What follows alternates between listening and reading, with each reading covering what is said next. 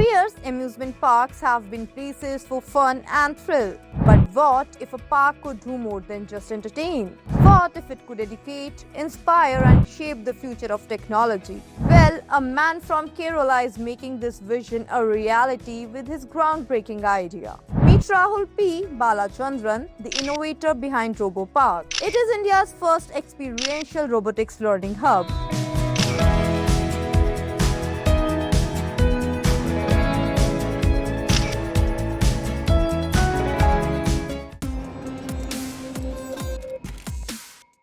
Welcome, Rahul. Thank you. So, Rahul, to begin with our conversation, can you tell me a little bit about what is Inker Robotics? Inker Robotics is a technology company. We deal with robotics, AI, IoT, 3D printing, AR, VR, drones, all these technologies. So, we started as a training company, then moved into a product. We had two verticals. One is product and solutions, then academic part. And now we are coming up with RoboPark. It's an ecosystem for all the futuristic technologies. So you mentioned about the RoboPark thing. So what is it? Because I have heard that it is an amusement park, but I am sure that there is a lot about it. So can you also tell us about what is this upcoming, buzz of RoboPark? The RoboPark have four verticals. The first one is RoboLand. That is the amusement park for technology. Like everybody, like a 5-year-old kid to a 99-year-old person, irrespective to industry, can visit and explore robotics, AI, IoT, 3D printing, AR, VR, drones, EV, autonomous vehicle technology. So not only experience the technology, they can build the technology. Like after seeing all the technology, like they can get food from a robot, they can travel on a completely autonomous vehicle, they can fly drones, they can sit on a drone taxi. So they can experience AR, VR, everything. Then after experiencing all these technologies, we have a huge space, like we call it makerspace, a 22,000 square feet makerspace where they can build all these technologies. From using Lego, children can build small robots. And if you want to build a completely autonomous car, we have the facility like the Velodyne sensors and other computing facilities, then workshops, carpentry, plumbing, everything. Then we have a shopping area where you can purchase tech products, tech book, merchandise, things like that. Then after that, there is a place for games, tech games and other things, food and beverages. It's an amusement park for futuristic travel. That's the first vertical. The second vertical is the academic part, like where we will be teaching or we will be providing the academic atmosphere for all these futuristic technologies in association with industry and other universities. So since we have the huge infra for all these technologies, that will be I think there will not be any other space like RoboPark to learn technology. Then the third vertical, we will be providing product and solutions in association with industry and academia. Then we have a fourth vertical called incubator, that is where we incubate 10 tech startups every year. So altogether we call it RoboPark.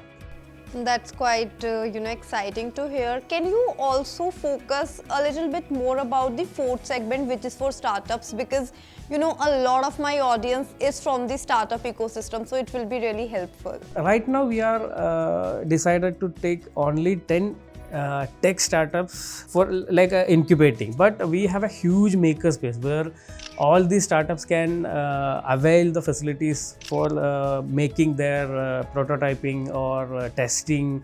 Like we have a autonomous track where they can test their autonomous vehicle kind of thing, or anything like in robotics, AI, IoT, 3D printing, AR, VR, drones, EV or autonomous vehicle. They can do anything in the makerspace.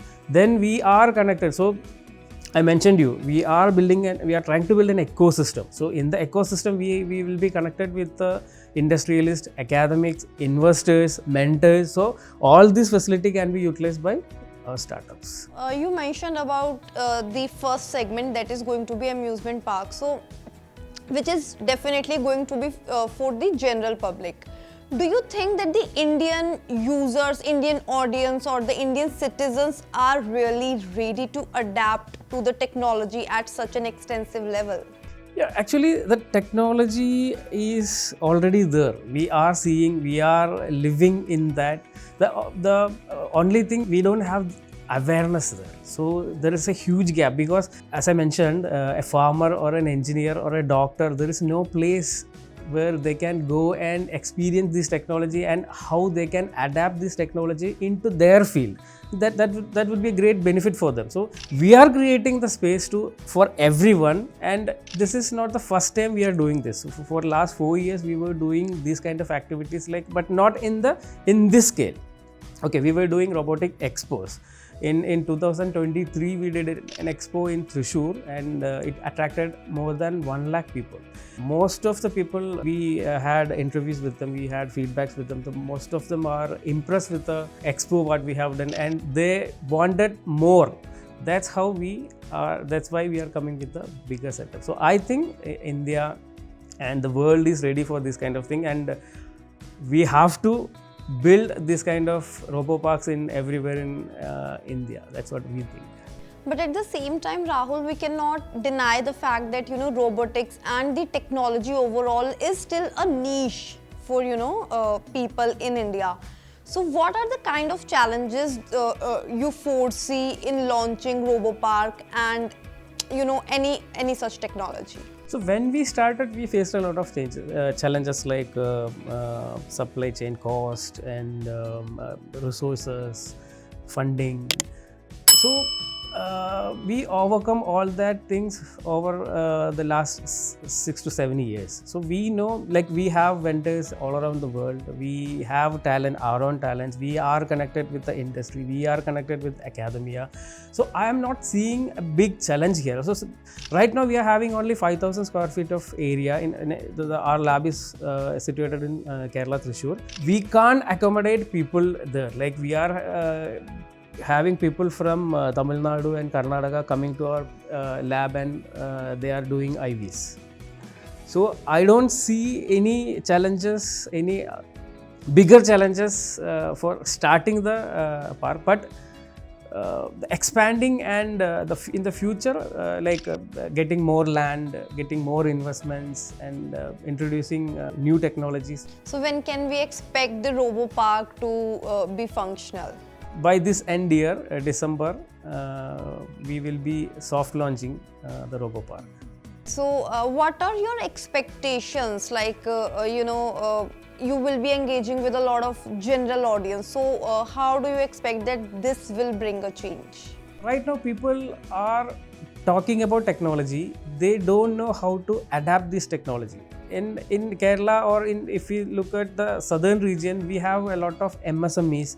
So they are interested to adopt the technologies into their industry, but they don't know. They don't know where to go. They don't have the trust. They don't have the access. They don't have the knowledge. So initially what we are thinking, we have to create an awareness of these technologies, how we can use the technology, how these technologies can be benefit in all the segments. That's the first thing we are thinking. Then access to the technology. So once they got the idea, okay, AI can be used in my clinic or my institute or my engineering industry, this will be the benefit. Now we will be providing the technology to them so they can implement and they can get the benefit. Now coming from RoboPark to the overall startup ecosystem in Kerala and the southern part of India. So you started in Kerala. You are headquartered in Kerala. So how are things there for startups? So I believe, Kerala is the best startup ecosystem in India. We got award from Niti Aayog, I guess. Niti Aayog. And Asia's second best startup ecosystem, I guess. And so we have the infra, we have people there, like the Startup Mission CEO, Mr. Anu Pampiga, and the managers. They are working really hard to see. So when I introduced the concept of RoboPark, we were to get the land, to get the permissions, to get it launched, to introduce to the government. Actually, they were working on behalf of us, and they were following up. Rahul, you have to do this, you have to do this. So that kind of ecosystem. Then we have this ecosystem have connected to the real industry and mentors. So we all get the benefits. Then we can, the industries department, the minister itself, Mr. Rajiv, we met him several times and he followed up with us, if you have any difficulties in starting, if you have any difficulties. So he's directly connecting with us. So I believe the ecosystem is really nice, and it's progressing also. So Rahul, you have been a serial entrepreneur all your life, I would say. So how has been your journey as an entrepreneur? I started my entrepreneurial journey at the age of 22. I wasn't mature. I was a kid, but that time I was thinking that I could handle many things, but it didn't work out. When I was in 25, it was like 55 lakhs debt, and I married one kid. So the first failure was like that was huge. I can't really explain that. I don't know what is the situation in other states. In Kerala, if we fail once, people will be like, they will not give you another chance. So you don't, they will say that, okay, Rahul, you don't, this is not your cup of tea, don't do that, don't do this. And they will judge you, and they will. So actually, this is not our problem, not in our mind. This is surrounding, like they will be calling my mom, my brother, and so that was a terrible situation. And then the second venture was like another one. It was like I was doing mobile car wash, and 15 years back I introduced that, I guess. Yeah, so that was in Trivandrum. Again, that I was not ready to. That was really going really well. We were getting good money, and but to bring that into the next level, I failed in that. I was not aware about that. I was not aware about the startup ecosystem or the structure of how to build a company, how to really get into the next stages. I was not aware about that, and that was all the failures on me. Not so I was not ready for that. Then I stopped the second one, and I was preparing for the third one. Then I really studied. I attended many events. I connected to the start. That time it was in Startup Mission in Kerala. That was Startup Village. So I went there. I connected with other startup founders. Then I learned the basics. Then I read a lot. Then I thought, okay, it's time to start the third one. Then my mom realized that, okay, he's going to start the other business. Then he packed me to Dubai. So I spent 3 to 6 months in Dubai, and after reaching Dubai, I realized that, okay, the world is changing really fast, and I was connected with China. That time I was working for companies to bring Chinese products. Then I saw this robotics AI thing, and I studied electronics engineering diploma. Then I thought, okay, if this is the future, let's focus on there. Then one of my friend he was working in Adidas. Then I said, okay, you're working, we have to do something, man. Come to Kerala. And I brought him back, and we started the first robotic academy in Kerala, STEM robotics. But that I did some other mistakes, like that was one friendship I did. Then my thoughts and his thoughts were not aligned, and I had to stop that, and I quit the company. So that was my third failure. Then I thought, okay, so you can assume 3 failures, and at the age of 25 or 26, my brothers were doing well, all my cousins were doing well, and all others were doing well. I was sitting, and that was then I was discussing with my wife. Then I told her that, okay, I will stop, let's focus on something and let's earn some money. Then she said, I married you because you have a spark, you have something in you. I thought you would be building big companies or big things. You don't want to prove anything for me. But if you are not building, or if you are not doing anything, people will think, others will think that you're a fool. You have narrated it, as a story now, but this is the reality for most of the entrepreneurs out there.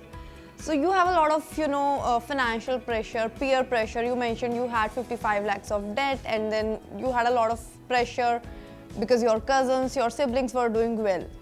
This is the reality for most of us out there. So what kept you going? Because you know, a lot of entrepreneurs give up in between, but you again tried and you know built Inker Robotics, which is doing really well. So what kept you going? I think I'm mad. Maybe all the entrepreneurs. All who the entrepreneurs. yeah. Then all the support. Like we said about pressure, but I said you about my wife. The constant support from her, my mother, my brothers. Then after coming to Inca, Amit and all.